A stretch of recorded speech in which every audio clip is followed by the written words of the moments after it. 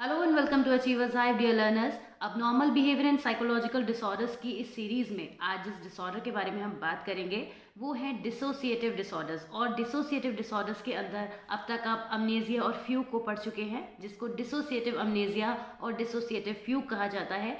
आगे आज हम बढ़ेंगे और बात करेंगे dissociative identity disorder, depersonalisation, derealisation disorder. ये नाम काफ़ी बड़े बड़े लगते हैं, तो लगता है कि बहुत ज़्यादा प्रॉब्लमेटिक या कुछ पढ़ने में या समझने में डिफ़िकल्ट हैं, बट इनको आज के इस वीडियो में हम बहुत एक ईजी वे में एक्सप्लेन करेंगे और आपको बहुत अच्छे से समझाने की पूरी कोशिश की जाएगी, जिससे कि ये डिसऑर्डर्स जो है वो आपको समझ में आ सके। अगर आप किसी भी कॉम्पिटिटिव एग्जाम की प्रिपरेशन कर रहे हैं तो ये टॉपिक आपके लिए काफ़ी इंपॉर्टेंट है।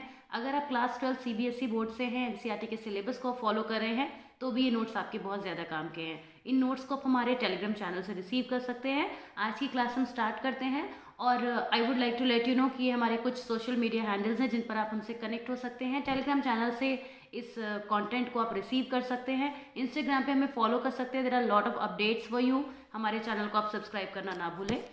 आगे बढ़ते हैं और आज हम बात करेंगे कि हम किन किन टॉपिक्स को पढ़ेंगे। जैसा कि आपने इंट्रोडक्शन में नाम में भी देख लिया है, डिसोसिएटिव आइडेंटिटी डिसऑर्डर, जिसको आप मल्टीपल पर्सनालिटी डिसऑर्डर के नाम से भी जानते हैं, इसके बारे में हम बात करेंगे कि ये क्या होता है। डीपर्सनलाइजेशन एंड डीरियलाइजेशन डिसऑर्डर, और लास्ट में ये भी ज़रूर बात करेंगे कि इनका ट्रीटमेंट कैसे पॉसिबल है या फिर इनके कॉजेज़ क्या क्या होते हैं। शुरुआत करते हैं डिसोसिएटिव आइडेंटिटी डिसऑर्डर से, जिसको कि हमने आपको बताया कि मल्टीपल पर्सनालिटी डिसऑर्डर पहले कहा जाता था। ये इसका पुराना नाम है, हालांकि इस नाम को आज भी बहुत ज़्यादा यूज़ किया जाता है, क्योंकि मल्टीपल पर्सनालिटी डिसऑर्डर से पूरी ही बात इसके बारे में बड़ी आसानी से क्लियर हो जाती है। डिसोसिएटिव आइडेंटिटी डिसऑर्डर का भी मतलब सेम ही है, लेकिन मल्टीपल पर्सनालिटी डिसऑर्डर को अगर हम देखें तो यहाँ से जो वर्ड निकल कर आता है मल्टीपल पर्सनालिटी, बस यही सारा कुछ कह देता है इस डिसोसिएटिव आइडेंटिटी डिसऑर्डर के बारे में। ये एक ऐसी प्रॉब्लम होती है जिसमें पर्सन मल्टीपल पर्सनालिटीज़ की लाइफ को जीता है। ऐसा होता नहीं है, रियलिटी में ऐसा बिल्कुल नहीं होता है, लेकिन उसको ऐसा फील होता है क्योंकि एक डिसऑर्डर होता है। उसको माइंड में ये फील होता है कि उसके अंदर कई सारी पर्सनालिटी एग्जिस्ट करती हैं। वो अपने अंदर या बाहर उन पर्सनालिटी को देख सकता है, अंडरस्टैंड कर सकता है, फील कर सकता है। ये एक बहुत ही वियर्ड फीलिंग होती है जो केवल पेशेंट को ही फील होती है। उसके अलावा उस पर्सनालिटी को कोई दूसरा पर्सन नहीं देख सकता। मल्टीपल पर्सनालिटी डिसऑर्डर में each identity may have a unique name, personal history and characteristics, including obvious differences in voice, gender, mannerism and even physical qualities। ये जो प्रॉब्लम होती है, इस प्रॉब्लम को पर्सन एक्सपीरियंस करता है, उसको लगता है कि उसके अंदर एक से ज़्यादा लोग एग्जिस्ट करते हैं या उसके जैसा भी कोई है जो बाहर दुनिया में एग्जिस्ट करता है, लेकिन वो उसमें और खुद में डिफरेंसेस को भी फील कर सकता है। वो अपनी डिफरेंट पर्सनालिटी में डिफरेंसेस फील करता है। उसको लगता है कि हाँ, ये जो मेरा कैरेक्टर है या जो इस तरीके की मैं लाइफ जी रहा हूँ, ये जो दूसरा मेरा कैरेक्टर है, वो एक दूसरे से किस तरह से अलग हैं। ये डिसऑर्डर जो होता है बहुत एक सीवियर डिसऑर्डर होता है, एक बहुत कॉमन डिसऑर्डर नहीं है। लोगों को जब भी किसी पर्सन को ये डिसऑर्डर होता है तो एक उसके पीछे बहुत बड़े कॉजेज रहते हैं। ये बहुत सीरियस लेवल का डिसऑर्डर होता है। There also are differences in how familiar each identity is with the other. ऐसा भी होता है कि दोनों के जो पर्सनालिटीज़ होती हैं, जो डिफरेंट पर्सनालिटीज़ इंसान फील करता है कि मेरी डिफरेंट पर्सनालिटीज़ हैं, उन पर्सनालिटीज़ के जो डिफरेंसेस होते हैं वो उनको अंडरस्टैंड कर पाता है। People with this disorder typically also have dissociative amnesia and often have dissociative fugue। Basically dissociative identity disorder, या फिर ये कह सकते हैं कि डिसोसिएटिव का कोई भी डिसऑर्डर, चाहे वो फ्यूग हो, अमनेजिया हो, आइडेंटिटी डिसऑर्डर हो, डीपर्सनलाइजेशन हो, ये आपस में एक साथ सिम्टम की फॉर्म में दिखते हैं। लास्ट वीडियो में हमने डिसोसिएटिव डिसऑर्डर के बारे में डिटेल में पहले बात की थी और उसके बाद हम इसके टाइप्स पर आए थे। हम इसके थर्ड टाइप पर हैं जो कि मल्टीपल पर्सनालिटी डिसऑर्डर है। इससे पहले हम अमनेजिया और फ्यू के बारे में पढ़ चुके हैं, जिसको आप लास्ट वीडियो में देख सकते हैं और डिस्क्रिप्शन में आपको उसका लिंक भी अवेलेबल है, तो आप वहाँ जाकर भी देख सकते हैं। तो हम ये बात कर रहे हैं कि मल्टीपल पर्सनालिटी डिसऑर्डर में पर्सन अपनी मल्टीपल पर्सनालिटीज़ को फील करता है और उसको ऐसा महसूस होता है कि वो कई सारे कैरेक्टर जी रहा है। The attitude and personal preferences, for example, about food, activities, clothes of a person with dissociative identity disorder may suddenly shift and then shift back। उसकी जो डिज़ायर्स होती हैं, उसकी जो प्रेफरेंसेस होती हैं, वो keep on changing and moving, क्योंकि उसको ये लगता है कि मैं अब इस कैरेक्टर में हूँ, या फिर उसको लगता है कि मैं किसी दूसरे कैरेक्टर में हूँ। तो ये जो प्रॉब्लम होती है, इसमें उसकी डिज़ायर्स भी चेंज होती रहती हैं, उसके एटीट्यूड और उसकी प्रेफरेंसेस भी चेंज होती रहती हैं, क्योंकि वो डिफरेंट पर्सनालिटीज़ को जीता है, डिफरेंट अपनी लाइफ में ही डिफरेंट कैरेक्टर्स को जीता है। The identities happen involuntarily and are unwanted. इस चीज़ पर उस पेशेंट का कोई कंट्रोल नहीं होता। ऐसा बिल्कुल नहीं हो सकता कि वो उस प्रॉब्लम को जो है वो स्टॉप कर सके। तो डेफिनेटली ये जो प्रॉब्लम होती है, जो आइडेंटिटीज़ होती हैं, वो इनवॉलेंटरली होती हैं और अनवांटेड होती हैं और ऑब्वियसली स्ट्रेस तो देती हैं। People with dissociative identity disorder may feel that they have suddenly become observers of their own speech and action. उन्हें कई बार ये भी लगता है कि वो अपने आप को देख सकते हैं, खुद को नोटिस कर सकते हैं, अपनी वॉइस को आइडेंटिफाई कर सकते हैं, ऐसा उनको फील होता है। और देयर बॉडीज में फील डिफरेंट, जैसे कि वो अपने आप को एक छोटे बच्चे की तरह से भी महसूस कर सकते हैं, या उनको ये लगता है कि एक फीमेल को ये लग सकता है कि उनके अंदर एक मेल जेंडर है, या एक मेल को ये लग सकता है कि उनका कोई फीमेल वर्जन भी है जो एग्जिस्ट करता है। तो ये जो एक डिसऑर्डर होता है, ये माइंड से रिलेटेड तो होता ही है ऑब्वियसली, लेकिन ये पर्सन को बहुत ज़्यादा कन्फ्यूजन की स्टेट में रखता है। हमने आपको पहले भी ये चीज़ बताई है कि जो डिसोसिएटिव डिसऑर्डर्स होते हैं उनका सबसे बड़ा कैरेक्टरिस्टिक ही यही होता है कि पर्सन हमेशा पजल्ड रहता है, हमेशा परेशान रहता है, उसको समझ में भी नहीं आता कि वो क्या कर रहा है, जो उसकी स्टेट ऑफ माइंड है वो हमेशा डिस्टर्ब रहती है। और ये जो आप मल्टीपल पर्सनैलिटी डिसऑर्डर में देख रहे हैं, आपको साफ समझ में आ रहा होगा कि ये एक बहुत बड़ी कन्फ्यूजन की स्टेट है, एक ऐसी स्टेट है माइंड के डिस्टर्बेंस की जहाँ पर पर्सन चाह कर भी किसी सिचुएशन को हैंडल नहीं कर सकता। तो ये एक बहुत ही सीवियर प्रॉब्लम होती है जो कि कॉमन ट्रीटमेंट के थ्रू सॉल्व भी नहीं की जा सकती। तो ये सब था मल्टीपल पर्सनैलिटी डिसऑर्डर के बारे में। चलिए आगे बढ़ते हैं। अब हम बात करेंगे डीपर्सनलाइजेशन डिसऑर्डर। डीपर्सनलाइजेशन एक डिसऑर्डर होता है, डीरियलाइजेशन एक दूसरा डिसऑर्डर होता है, और दोनों को मिलाकर एक डिसऑर्डर बनता है जिसको कहते हैं डीपर्सनलाइजेशन डीरियलाइजेशन डिसऑर्डर। तो इसको हम एक एक करके समझेंगे। डीपर्सनलाइजेशन यानी खुद के सेल्फ से डिटैच हो जाना, अपने से खुद से डिटैच हो जाना, इसको बोलते हैं डीपर्सनलाइजेशन। बहुत आसान है समझना।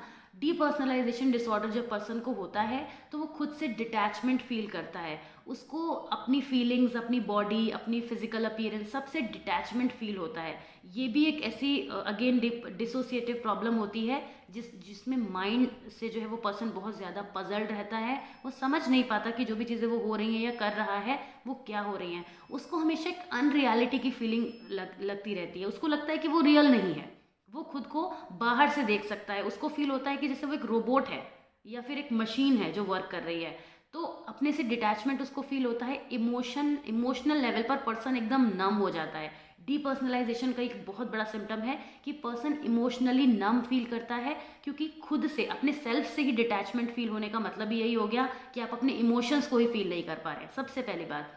फिर सोचने समझने की जो कैपेसिटी होती है उसमें भी डिटैचमेंट फील होता है। तो कॉग्निटिव लेवल पे भी पर्सन खुद को अपने आप को अलग फील करता है। कई बार उसको ऐसा भी फील होता है कि जो उसकी बॉडी है वो डिस्टॉर्टेड हो गई है, वो इतना डिटैच फील करता है कि उसको ये कभी कभी ये भी महसूस होता है कि वो उस बॉडी के अंदर ही नहीं रहता है। तो सेल्फ से हर तरह से detachment, B it physical, cognitive, emotional, every type of detachment come under depersonalisation when it is with the self, जब ये सेल्फ के केस में होता है। तो एक बार स्क्रीन पर देखते हैं, जो भी लिखा है उसको भी समझते हैं। Depersonalization can be defined as a feeling of unreality और डिटैचमेंट फ्रॉम वन सेल्फ, जो कि अभी हमने बात करी। Individuals describe this feeling as an out of body experience, out of body, where they are an outside observer of their thoughts, feelings and physical being। जब हम किसी चीज़ से डिटैच ही हो जाएंगे तो जाहिर सी बात है हम आउटसाइड ऑब्जर्वर बन जाएंगे, तभी हम उन चीज़ों को फील कर पाएंगे। Furthermore, some people report feeling as though they lack speech or motor control, thus feeling at times like a robot। उनको ये भी फील होता है कि उनकी जो स्पीच है उसमें लैक हो रहा है, उन्हें खुद पर कोई कंट्रोल नहीं रह गया है। वो जो करना चाहते हैं, उनके जो बॉडी है उससे उसकी ग्रिप छूट चुकी है, इमोशन से ग्रिप छूट चुकी है, ऐसा वो फील करते हैं। Distortion of one's physical body has also been reported with various body parts appearing enlarge और श्रंकन। इंडिविजुअल्स में also feel detach from their own feelings. तो ये होता है डीपर्सनलाइजेशन, जिसमें जो पर्सनल वर्ड है वो यही बताता है, खुद से डिटैचमेंट हो जाना इज़ द डीपर्सनलाइजेशन। ये एक कोई कॉमन लेवल का डिसऑर्डर नहीं होता है, ये बहुत सीवियर लेवल का डिसऑर्डर होता है जिसमें पर्सन बहुत ज़्यादा सफ़र करता है। नेक्स्ट हम बात करते हैं डीरियलाइजेशन के बारे में। जैसे मैंने आपको भी बताया, डीरियलाइजेशन में सेल्फ के अलावा जो कुछ भी होता है हमारे पास, क्या क्या होता है हमारे पास सेल्फ के अलावा, पूरी सोसाइटी, ये सारी दुनिया, जो कुछ भी बाहर है, ऑब्जेक्ट्स, सिचुएशंस, लोग, एवरीथिंग बट नॉट अस। हम अपनी खुद की बात यहाँ नहीं करेंगे, क्योंकि जब खुद की करेंगे तो वो हो जाएगा डीपर्सनलाइजेशन। डीरियलाइजेशन के डिसऑर्डर में डीपर्सनलाइजेशन इंक्लूडेड हो सकता है, बिल्कुल हो सकता है, क्योंकि जब हम दुनिया से, लोगों से, चीज़ों के साथ डिटैचमेंट फील करते हैं, अपनी सराउंडिंग से डिटैचमेंट फील करते हैं, अनरियलिटी फील होती है, तो वो डीरियलाइजेशन डिसऑर्डर होता है। पर ऐसा भी हो सकता है कि इसके साथ साथ डीपर्सनलाइजेशन भी हो जाए। फिलहाल ये मैं इस टॉपिक के जस्ट बाद आपको बताऊंगी जहाँ पर ये दोनों प्रॉब्लम एक साथ आती हैं। तो देखिए, symptoms of derealisation include feeling of unreality और detachment from the world, whether it be individuals, चाहे वो आपके आसपास के लोग हों, ऑब्जेक्ट्स हों, सराउंडिंग्स हों। इसमें फील कैसा होता है? इसमें ऐसा फील होता है कि हमें किसी भी पर्सन के लिए कोई इमोशंस नहीं रह गए हैं, किसी भी चीज़ की कोई इच्छा नहीं रह गई है, कुछ करने का दिल नहीं है, किसी से भी मिलने का मन नहीं है। ये जो एक प्रॉब्लम होती है डीरियलाइजेशन की, उसमें हम लोगों को आइडेंटिटी, उनकी जो आइडेंटिटी है उनको इंपॉर्टेंस नहीं देते, किसी चीज़ को भी, कोई भी चीज़ इंपॉर्टेंट नहीं लगती है। For example, people experiencing derealisation में feel as though they are unfamiliar with their surroundings even though they have been in a place they have been to many times before। इन सब के अलावा जो मैंने आपको पहले सिम्टम्स बताए, ऐसा भी फील होता है कि वो किसी जगह पर पहले भी आ चुके हैं, किसी इंसान से पहले भी मिल चुके हैं। तो यहाँ पे जो डीरियलाइजेशन डिसऑर्डर के सिम्टम्स होते हैं वो बड़े जंपी होते हैं। एट टाइम्स पर्सन को फील होगा कि वो किसी को भी नहीं जानता, और उसको ये भी लग सकता है कि यार मैं इससे शायद पहले कभी मिला हूँ। तो जो डिटैचमेंट होता है वर्ल्ड से, वो जंप होता रहता है, मूव होता रहता है, और इस तरीके की फीलिंग डीरियलाइजेशन में होती है। Feeling emotionally disconnected from close friends और family members whom they have strong feelings for is another common symptom। मैंने आपको अभी बताया, दोनों ही तरह की चीज़ें होती हैं। किसी से हम पहले मिल चुके हैं ऐसा भी लगता है, और किसी मिले हुए को अब हम पहचानने से इनकार कर रहे हैं। पहचानने का मतलब ये नहीं है कि कोई मेमोरी लॉस हुआ है, मतलब डिस्कनेक्टेड सा फील करना, दिल ना करना, मन ना करना, इच्छा ना करना उस पर्सन के साथ बैठ के बात भी करने की। ये वाले जो सिम्टम्स होते हैं ये भी डीरियलाइजेशन में देखने को मिलते हैं। Sensory changes have also been reported such as feeling as though the environment is distorted, blurry और इवन आर्टिफिशियल। ऐसा भी महसूस होता है कि जो क्लाइमेट है वो वैसा नहीं है जैसा हमें चाहिए, किसी पर्टिकुलर वेदर को हम पसंद नहीं करते, तो ये सब चीज़ें भी देखने को मिलती हैं। Distortion of time, distance and size shape of objects में ऑल्सो अकर। किसी पर्सन को किसी चीज़ को देखकर ये भी लग सकता है कि ये चीज़ तो पहले बड़ी थी, ये छोटी कैसे हो गई, या ये चीज़ बहुत छोटी थी, ये बड़ी कैसे हो गई। उसके साइज शेप को लेके, डिस्टेंस को लेके उसको लग सकता है कि किसी पर्टिकुलर लोकेशन के बारे में वो ऐसा सोच सकता है कि यहाँ तो मैं पहले जाता था तो ये बहुत पास थी, अभी बहुत दूर क्यों लग रही है। तो ये डिटैचमेंट की फीलिंग हर तरीके से आना, लोगों से, चीज़ों से, सिचुएशन से, ऑब्जेक्ट से, इज कॉल्ड डीरियलाइजेशन डिसऑर्डर। तो मेरे ख्याल से आपको ये पॉइंट समझ में आ गया होगा। हमने काफ़ी आसान आपको तरीके से बताने की कोशिश करी है। अब हम बात करते हैं डीपर्सनलाइजेशन, डीरियलाइजेशन डिसऑर्डर। अगर आपने दोनों को अलग अलग समझ लिया है तो अब आपको समझने में कोई प्रॉब्लम नहीं आने वाली है। बेसिकली क्लास 12th में डीपर्सनलाइजेशन, डीरियलाइजेशन डिसऑर्डर एक ही टर्म में डिफाइंड है, लेकिन यहाँ पर हमने दोनों को अलग अलग समझाया, क्योंकि एक साथ समझाने के लिए भी दोनों को अलग समझाना बहुत ज़रूरी है।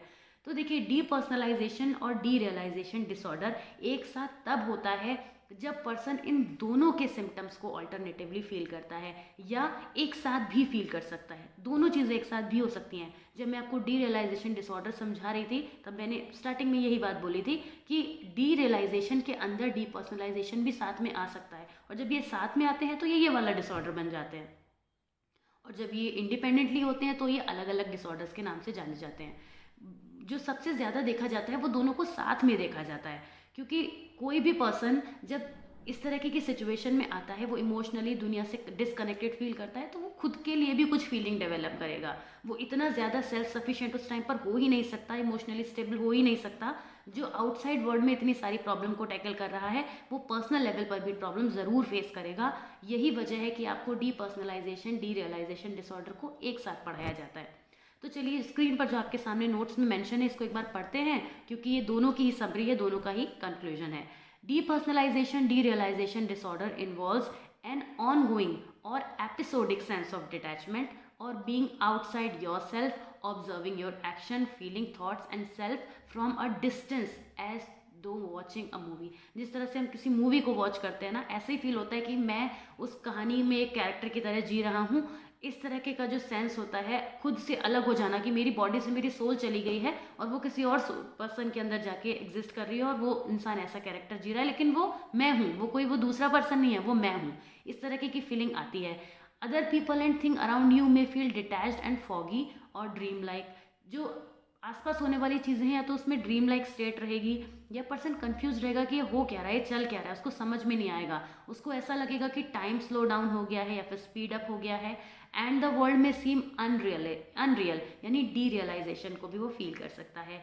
You may experience depersonalisation, derealisation और बोथ, दोनों अलग अलग या फिर दोनों एक साथ में भी आप फील कर सकते हैं। Symptoms which can be profoundly distressing may last only a few moments or come and go over many years। इसके जो सिम्टम्स होते हैं ये किसी पर्सन में लॉन्गर पीरियड के लिए भी स्टे कर सकते हैं, लेकिन मोस्टली केसेस में यही देखा गया है कि जो इसके सिम्टम्स होते हैं वो आते जाते रहते हैं। वो they keep on coming and going but they do not stay for a very very longer period, but भी थोड़े टाइम के लिए वो स्टे करते हैं। The causes of depersonalization, derealization disorders are largely unknown। इसको आज तक आइडेंटिफाई किया नहीं जा सका है, लेकिन as with other psychological disorders, it is suggested that the combination of genetic and environmental factors may play a larger role in the development of dissociative disorders। ये जो जेनेटिक और बायोलॉजिकल एनवायरमेंटल फैक्टर्स होते हैं उनकी वजह से कई बार देखा जाता है कि ये जो डिसऑर्डर्स होते हैं वो डेवलप हो जाते हैं। इनको डिफरेंट थेरेपी की हेल्प से ट्रीट करने की कोशिश की जाती है, क्योंकि थेरेपी और कुछ मेडिसिन की भी हेल्प से इसको ट्रीट करने की कोशिश की जाती है, क्योंकि उसके सिवा इसका और कोई सोल्यूशन नहीं है। और पर्सन को रियलिटी से कनेक्ट कराने के लिए बहुत इमोशनल लेवल पर कनेक्ट करने की कोशिश की जाती है। तो ये था हमारी आज की क्लास, जिसमें हमने डीपर्सनलाइजेशन, डी रियलाइजेशन और डिफरेंट डिसोसिएटिव डिसऑर्डर्स को पढ़ा भी और साथ में कंप्लीट भी कर लिया। नेक्स्ट जो टॉपिक है that is very very important for you, which is depressive disorder, जिसको MDD मेजर डिप्रेसिव डिसऑर्डर्स भी कहते हैं। क्लिनिकल डिप्रेशन बेसिकली क्या होता है, या ये भी कह सकते हैं कि डिप्रेशन क्या होता है। तो next video is coming up for you and उसको देखना मत भूलिएगा। और इसके अलावा अगर आपने चैनल को अभी तक सब्सक्राइब नहीं किया है तो please do it for me and see you soon in the next video. Hope you like the video. Take care, enjoy your day. Thank you so much, bye bye.